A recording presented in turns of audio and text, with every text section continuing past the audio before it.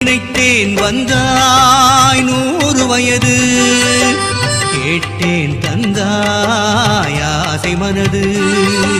நினைத்தேன் வந்தாய் 100 வயது, கேட்டேன் தந்தாய் ஆசை மனது.